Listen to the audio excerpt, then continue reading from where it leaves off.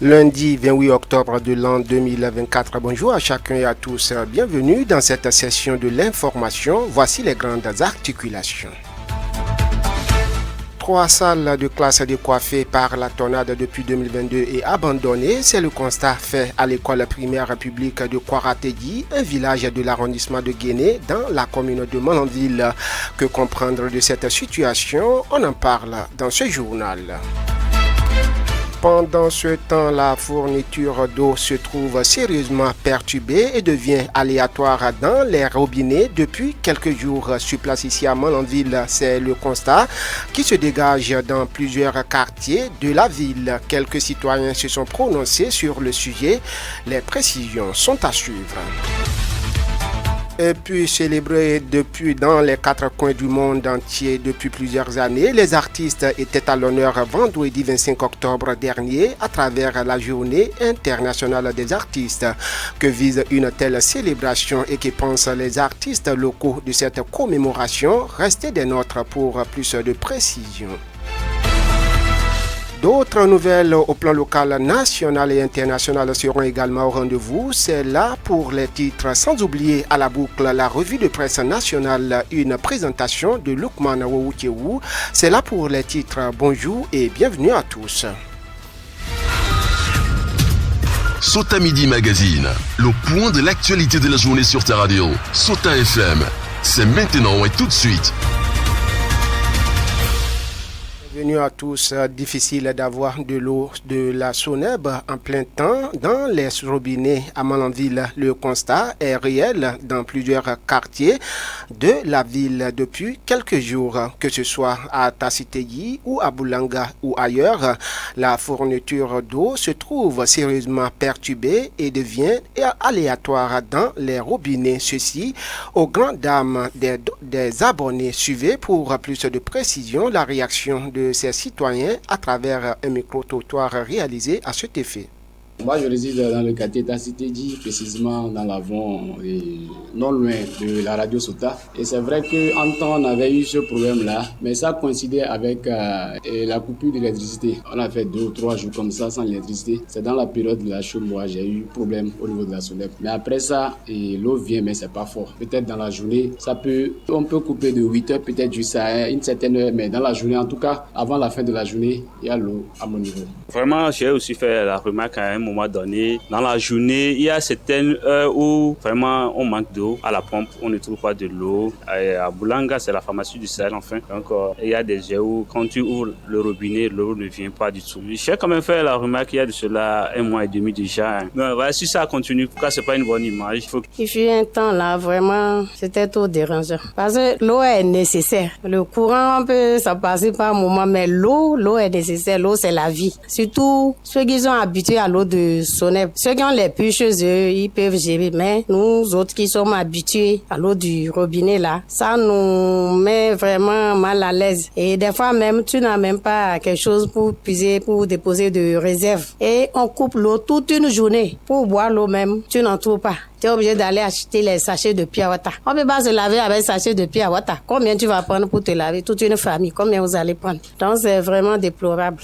Face à cette difficulté, ces citoyens rencontrés n'ont pas manqué de lancer un appel à l'endroit de la Soneb pour une disponibilité permanente de l'eau qui constitue une source de vie pour la population. Extrait de ces propos.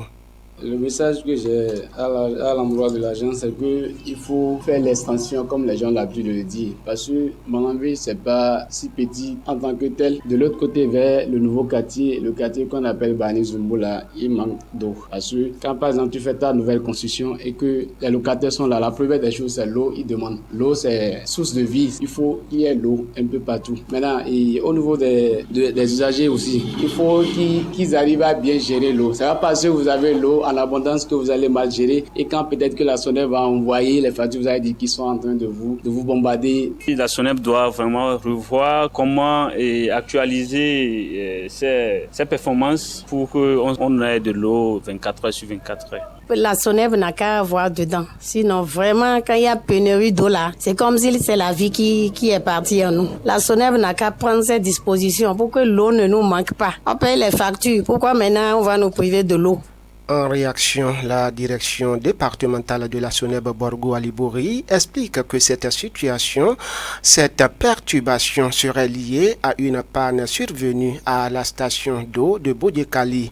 Par un communiqué parvenu à la rédaction, la SONEB présente ses excuses à ses abonnés pour les désagréments occasionnés par cette situation. Je vous l'avais annoncé dans les titres Journée internationale des artistes. L'événement est célébré vendredi 25 octobre dernier dans les 4 coins du monde. Célébré depuis plusieurs années, cette commémoration a pour but de mettre en lumière l'importance de la création artistique dans notre société et elle permet également de renforcer les liens entre les différents domaines artistiques et la culture mondiale. À l'occasion de l'édition 2024, une équipe de la rédaction est allée au contact des artistes locaux. À la question de savoir que pensent les artistes d'une telle célébration et quel est le rôle des artistes dans la société, Dieudonné Koublenou répond. Il est peintre, sérigraphe et artiste poète ici à Malanville. Les artistes méritent d'avoir une journée comme les autres journées parce qu'un artiste, c'est un créateur d'œuvres d'esprit. Et quand on parle d'œuvres d'esprit, ça met en jeu vraiment l'esprit de l'homme, la créativité. Pour que, n'est-ce pas, en sortant une œuvre, ça interpelle les consciences. Un artiste, c'est un quêteur, c'est une sentinelle, c'est un éveilleur de conscience. Grâce aux artistes aujourd'hui et depuis toujours, les pouvoirs politiques, les pouvoirs en général sont interpellés. Et les artistes jouent un grand rôle. Si on parle par exemple d'un artiste musicien, justement, il y a des musiques, quand vous écoutez, même si vous voulez aller commettre un crime, vous ne pouvez pas. Il y a des musiques aujourd'hui, quand vous écoutez, vous avez beau être paresseux, vous êtes obligé de vous mettre à l'œuvre. Et comme les poètes, quand par exemple un poète présente son œuvre, et pour ceux qui sont vraiment les chercheurs de la vérité, quand tu lis un poème sur la vie sentimentale, le respect qu'il faut avoir pour la femme, comment construire son foyer, comment être efficace et efficient dans une société, je crois que tu ne peux pas ne pas être ce que tu dois être à travers la simple lecture de ce poème que tu as. Il faudrait qu'il y ait de cette célébration pour mettre en lumière tous ceux qui sont cachés dans l'ombre et qui se cherchent à travers les œuvres de l'esprit. C'est très important d'avoir une telle célébration sur le plan national et sur le plan communal. Les artistes malanvillois se sentent-ils à l'aise dans ce métier d'art? À cette interrogation, Dieudonné Koublenou répond et explique. Je vous invite à suivre un extrait des propos du poète. À Malanville, l'artiste ne peut pas dire qu'il est fier d'être artiste. Parce que, en réalité, les gens n'ont pas encore compris ce que c'est qu'un artiste. Aujourd'hui, à Malanville, spécialement dans la commune, les gens n'ont pas encore compris ça. Et pour qu'on se fasse connaître et se fasse comprendre, il faut que nous-mêmes, artistes, nous portions vers les autorités de la commune pour leur montrer notre place. Bon, aujourd'hui, vous allez remarquer que quand il y a une activité sur le plan international, sur le plan national, il y a les artistes qui prêtent à Cotonou et autres, et nous voyons ça à la télé. Pourquoi ne pas faire ça ici? Et je pense même que ça a commencé. Ça a commencé grâce à la mise en œuvre du cadre des artistes. Et nous avons porté cela au niveau des autorités de la commune. Ça prend. Vous allez voir, à la fête du 1er août, des gens prestent. Donc c'est déjà quelque chose. Et d'ici à là, je crois qu'on nous a fait comprendre qu'il y a même des fonds d'artistes qui sont alloués ici à Malanville. Mais pas manque d'organisation. Nous, artistes, nous ne bénéficions pas de ça. Le peintre, sérigraphe et artiste poète profite de l'occasion pour adresser quelques difficultés auxquelles sont confrontés les artistes de la commune de Malanville. Il n'a pas manqué aussi d'adresser un message fort à l'endroit des artistes de la commune et aux autorités communales. Dieudonné Koublenou, qu'on écoute. Il y a de grandes difficultés.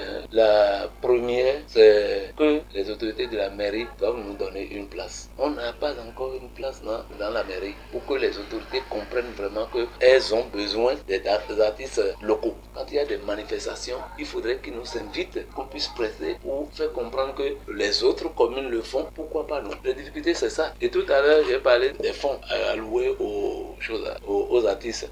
Cela nous manque cruellement. Et comme je le disais, c'est un retour que nous allons faire pour mettre vraiment en ligne de bataille, c'est-à-dire nous formaliser pour pouvoir bénéficier de ces fonds-là. Parce que sans ces fonds, on ne peut pas produire de grandes choses. Appel à l'endroit des artistes, d'abord, il faut qu'on fasse un tronc commun. Artistes poètes, artistes chanteurs, artistes comédiens, tout ça là. Parce qu'aujourd'hui, là, en rang dispersé, on ne peut bénéficier de rien au niveau de l'État. Or, c'est la subvention dont on parle, ça vient de l'État, ce n'est pas de la commune. D'accord? Et si déjà, nous, artistes, nous mettons ensemble, on aura de poids pour parler aux autorités de la mairie. Et à l'endroit des autorités de la mairie, il faudrait que lorsque nous allons vers eux, il faut qu'ils nous accueillent et nous disent quels sont nos droits, quels sont nos devoirs. Et là, maintenant, je crois que la partition sera jouée. Je dis que quand il y a des représentations à faire au niveau national ou à autre, il faudrait que nous-mêmes, nous travaillions à être compétitifs. On puisse dire que les artistes de Malanville sont des artistes de talent. Parlons éducation dans ce journal. Bâtiment sans toiture, c'est le constat à l'école primaire publique de Kwarategi, un village de l'arrondissement de Guéné, commune de Malanville. Un module de 3 salles de classe a été décoiffé par la tornade depuis 2022 et abandonné, une situation qui complique le déroulement des activités pédagogiques pour les acteurs, notamment les apprenants. Face à l'inaction des autorités, les parents d'écoliers ont pris l'initiative de refaire la toiture. Selon des témoignages à peine achevés, à l'époque, les travaux ont été remis en cause par les autorités communales. C'est du moins ce qu'on reçoit, ce qui ressort des témoignages recueillis sur place. Suivez Eric Dossou Maman, directeur de l'EPP Kwarategi. Bon, franchement, cette situation, c'est comme la croix et la bannière pour nous. C'était le 5 juin 2022, et dans la nuit vers 22h, que j'ai été alerté par le chef de village de Kwarategi et du président Apeu. Donc, il était obligé de venir la nuit. Vers 23h, effectivement, j'ai constaté que l'école a été totalement décoiffée. Pour appuyer encore cela, donc, on a fait une demande à l'endroit de l'autorité locale, puisqu'il est dit désormais que l'école appartient à la communauté. Toutes les démarches qu'on a effectuées depuis ce temps, elles sont restées vaines. Le directeur de la planification de la mairie a été contacté à plusieurs reprises et le conseil local, appuyé de moi-même, plusieurs fois on a rencontré monsieur le maire et l'ancien chef de région pédagogique, monsieur Kassan Datagou. Tout ce qu'on nous donne chaque fois, c'est des espoirs. Et espoir là, ça n'a rien donné jusqu'à présent. Finalement, le village a décidé de faire quelque chose et de recoiffer le bâtiment. Ce qui a été fait. Et aussitôt, une semaine après, on voit le technicien de la mairie qui est venu. On dit c'est maintenant que la mairie est prête pour faire le travail. Donc, moi, j'ai dit, de faire tout possible pour faire rencontrer le maire et le conseil local pour qu'ils voient dans quelle mesure arranger les choses pour que ce qui a été dépensé ne soit pas sur la banque. Mais nos plaintes ont été reçues par des oreilles de sourds. Donc, ils ont enlevé totalement le toit et les feuilles de tôle. Bon, on a retourné ça à la population avec les lambriquets, tout ce qui a été utilisé. C'est ça certainement qui fait que la population est réticente pour nous aider à recoiffer le toit du bâtiment. Cette situation a rendu les conditions d'études des apprenants très pénibles. C'est pourquoi le directeur de l'EPP Kwarategi nous évoque les difficultés qu'il rencontre avec ses écoliers. Eric Dossou Maman, qu'on écoute. Ça fait que, franchement, ce qu'on donne comme enseignement est un peu biaisé. C'est les élèves du CM qui souffrent plus. On a été obligé de déloger les élèves du CM depuis que le toit du CMD est totalement parti. Le CM est parti à plus de 75%. Donc, on a pris le risque et c'est un risque. Et avec le bureau APE de mettre juste une petite bâche pour garder les enfants du CM. Donc, quand il y a un petit vent, maintenant, on est obligé de faire sortir les enfants, pas peur que les enfants ne se blessent éventuellement. Donc, tout le bâtiment, donc, on a 3 classes qui souffrent en réalité. La population de Kouartegui, malgré sa capacité à refaire ce bâtiment, reste réticente en craignant une intervention des autorités communales de ce genre. C'est pourquoi le directeur profite de notre micro pour que sa voix aille un peu plus loin pour lancer un appel aux autorités compétentes. Eric Dosoumama, qu'on écoute. La population m'a demandé de prendre un engagement et que si elle reparaît, si quelqu'un venait pour enlever encore ce qu'ils ont dépensé, qu'ils soient en mesure de rembourser ce qu'ils ont dépensé. J'ai dit, moi, petit Eric, je ne suis pas en mesure de le faire. Si mon inspecteur ne peut pas prendre cet engagement, ce n'est pas à moi de prendre cet engagement. Si c'est les autorités de la commune, je sais que ma voix déjà appartient. Je ne sais plus ce que je vais dire. Si monsieur le maire peut m'entendre par votre biais, ça me ferait beaucoup plaisir. Puisque je n'ai plus envie de crier encore. Puisque quand vous criez trop dans le désert, on ne vous entend point. Vaut mieux de ne plus crier. Si vous pouvez nous aider, puisqu'il y a un aspect aussi, c'est la veille de la rentrée scolaire 2023-24 que j'ai eu suivre sur votre canal. Et puis on demandait à un responsable de la mairie si tout a été prêt pour la rentrée. Et la personne a dit oui. Et que même Kouartegui, les toits ont été réparés. Je préfère tel le nom de l'intéressé, mais je l'ai appelé une bosse pour le dire s'il n'est pas au courant de quelque chose, de ne plus dire la chose. Donc, si vous pouvez nous aider cette fois-ci pour qu'on entende nos voix, ça me ferait beaucoup plaisir. Marquons une pause et revenons juste après. Sota Info Midi, le point de l'actualité sur ta radio. Autre volet de l'actualité, lutte contre le cancer. Le ministère des Affaires étrangères s'implique dans la croisade d'Octobre Rose. Le mois d'Octobre Rose a été commémoré dans ce ministère. C'était le vendredi 25 octobre dernier à travers la cérémonie officielle présidée par le ministre Olusegun Bakari en occasion pour l'ambassadeur Onyola Ahomamenu, directrice de cabinet du ministère, de rappeler l'objectif de la commémoration. On l'écoute. Comme chaque année, Octobre Rose met l'accent sur 3 leviers pour inverser la courbe de mortalité encore élevée. Il s'agit de la détection précoce, du diagnostic rapide et de la prise en charge complète de ces cancers pour les femmes. Mais nous, en tant que femmes, avons aussi notre rôle à jouer, car il nous arrive de repousser ce dépistage. Quelle que soit la raison, la peur, l'inconscience, l'oubli, le manque de temps et autres ressources, nous pouvons nous rappeler que le dépistage est de plus en plus accessible et est loin d'être un sujet tabou. Le cancer, ça n'arrive pas qu'aux autres. Et un dépistage précoce est une action concrète pour protéger nos femmes, qu'il s'agisse de nous-mêmes ou de nos mères, tantes, sœurs, amies, collègues. C'est pour cette raison que le ministère offre le dépistage du cancer du sein par palpation ou par mammographie à toutes les femmes qui le souhaitent. Et cette année, pour la première fois, nous pouvons également offrir le dépistage du cancer du col de l'utérus. Je vous invite donc, dès la fin de cette cérémonie, à vous inscrire pour les dépistages des 29 et 31 octobre prochains. Les liens vous ont été envoyés par les canaux du ministère. Chers collègues hommes, c'est à vous maintenant que je m'adresse tout particulièrement. Car vous êtes plus que concernés par la lutte contre les cancers féminins et votre contribution pour les prévenir est tout aussi importante. Comment faire, vous vous demandez sûrement. Avec tact et bienveillance, vous pouvez encourager les femmes qui vous sont chères à faire leur dépistage régulièrement. Lorsque cette démarche est synonyme d'angoisse, de solitude ou d'épreuve, vous pouvez les apaiser, les accompagner et leur donner de l'espoir. L'événement s'est déroulé à la salle Fleuve Jaune du ministère des Affaires étrangères. Olusegun Bakari saisit l'occasion pour sensibiliser le personnel des dispositions à prendre en vue de faire face au cancer du sein. Suivez plutôt.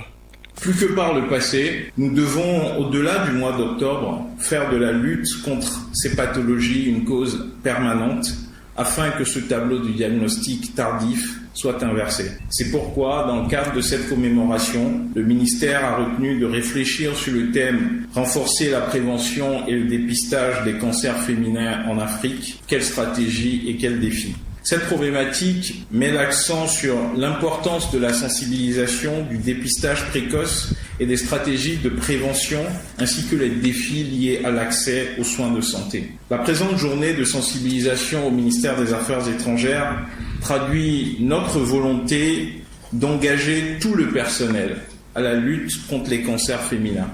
Au plan national, comme vous le savez, le gouvernement a fait de la lutte contre les cancers gynécologiques et ma mère une priorité. La chimiothérapie, la chirurgie sont déjà disponibles chez nous et des partenariats sont en cours de finalisation pour faciliter l'accès aux médicaments de prise en charge, notamment en ce qui concerne le cancer du sein. La mise en service très prochaine du CHIC, le Centre hospitalier international de Calavi, réduira les évacuations sanitaires, surtout pour ce qui est de la radiothérapie, seul maillon de la chaîne de traitement encore manquante chez nous ici au Bénin. Mais vous serez d'accord avec moi que le dépistage précoce reste indispensable pour un traitement efficace. Ceci requiert la pleine participation de chacun par des gestes simples d'autosurveillance. On installe à présent les informations hors de nos frontières. Ce sera avec vous, Zulkifil Lona. Bonjour. Bonjour, Ousmane Tiniola. Au Mali, le chef du syndicat des gardiens de prison porté disparu après avoir critiqué le gouvernement. Vous nous dites. Au Mali, depuis vendredi 25 octobre, les proches du commandant Daouda Konaté sont sans nouvelles de ce dernier. Secrétaire général du syndicat des surveillants de prison, ses collaborateurs et sa famille se disent très inquiets et demandent au gouvernement de faire la lumière sur l'affaire. Quelques jours avant sa disparition, il aurait publié une vidéo critiquant les conditions de travail de son métier, pointant notamment le gouvernement. En République démocratique du Congo, le camp de l'ex-président Joseph Kabila s'oppose au projet de réunion de la Constitution. En République démocratique du Congo RDC, le Front commun pour le Congo FCC de Joseph Kabila se dresse contre le projet de révision de constitution présenté par le président Félix Tshisekedi la semaine passée. Dans un communiqué diffusé dimanche 27 octobre au soir, la coalition de l'ancien président a appelé à faire barrage à la réforme via une mobilisation. Le camp de Joseph Kabila avait également voulu modifier la constitution en 2015 et renonçant après l'indignation de la rue et de l'église. Au Cameroun, pour finir, un journaliste arrêté depuis une semaine, un autre enlevé puis libéré. Vous nous dites.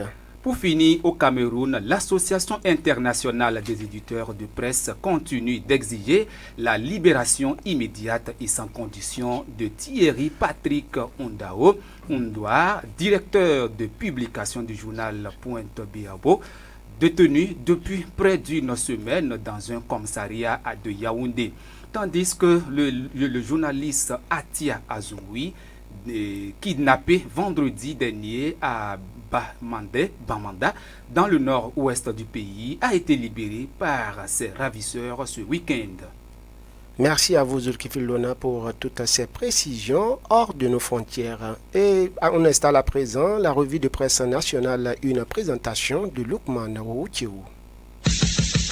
Suivez la revue de presse sur Souta FM. Amis de la plume et du papier, mesdames, messieurs, bonjour. Dans l'actualité ce lundi, début de semaine, plusieurs journaux rapportent l'aide financière obtenue par le Bénin. Le Meilleur introduit informe que le Bénin a signé des accords de financement à Washington. Invité aux assemblées annuelles de la Banque mondiale et du Fonds monétaire international qui se sont tenues à Washington DC les jeudis 23 et vendredi 24 octobre dernier, précise le matinal mais également Nouvelle Économie, le ministre béninois des Finances Romiad Wadayi en a profité pour signer des accords de financement. Le télégramme retient que le Bénin a signé 3 accords stratégiques avec plus de 114 milliards de francs CFA. Oui, confirme Nouvelle Économie et l'informateur. De retour de Washington, Romiad Wadayi rentre à Cotonou avec 114,5 milliards de francs CFA.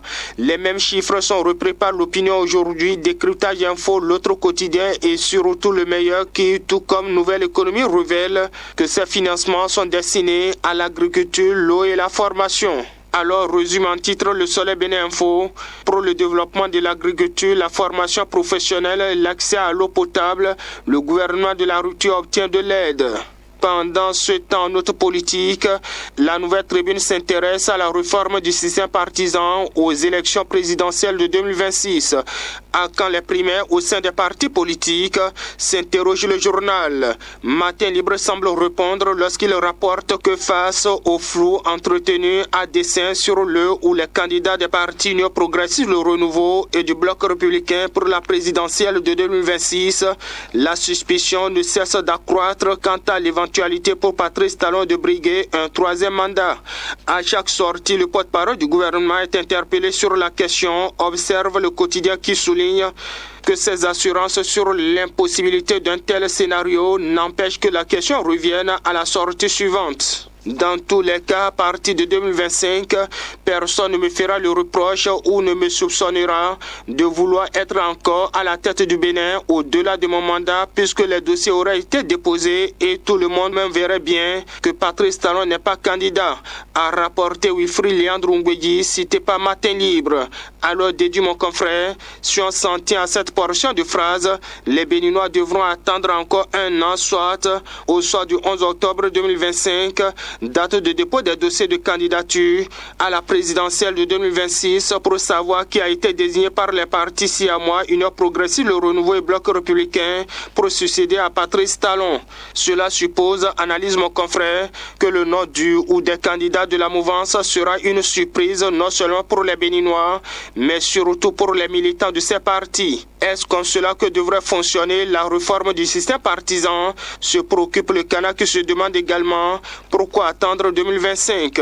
En attendant que mon confrère n'ait de réponse à sa question, la mouvance présidentielle se trouve divisée sur la conduite à tenir dans le dossier de coup d'État selon Dynamise Info. Au sein de la mouvance, constate le journal, le dossier tentative présumé de coup d'État fait objet de diverses interprétations pour susciter chez les uns des soutiens au chef de l'État et les autres une posture de réserve. Dans le Matu Vu, beaucoup s'empressent de témoigner leur compassion à Patrice Talon alors qu'un procès n'a pas culpabilisé les mises en cause. Relève la publication qui y voit une attitude désobligeante qui a fait sortir de son gond le président de l'Assemblée nationale qui, d'après la publication, appelle en toutes circonstances au respect de la présomption d'innocence. Pour Dynamise Info, la mouvance se trouve ainsi divisée sur la conduite à tenir dans l'affaire coup d'État. Sans commentaire, ainsi dans le reste, le Soleil Bénin Info informe que dans le secteur de la téléphonie, le Bénin adopte un nouveau plan de numérotation téléphonique. À partir du 30 novembre prochain, les numéros de téléphone passent de 8 chiffres à 10 chiffres. Les détails à lire dans les colonnes du journal.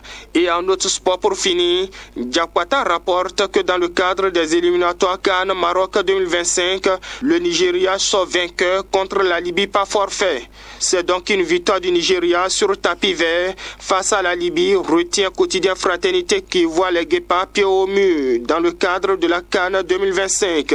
Voilà, mesdames, messieurs, ainsi va l'essentiel de l'actualité tel que traité par les publications ce lundi. Fin de cette revue. Merci de m'avoir suivi. À demain. C'était la revue de presse sur Sota FM.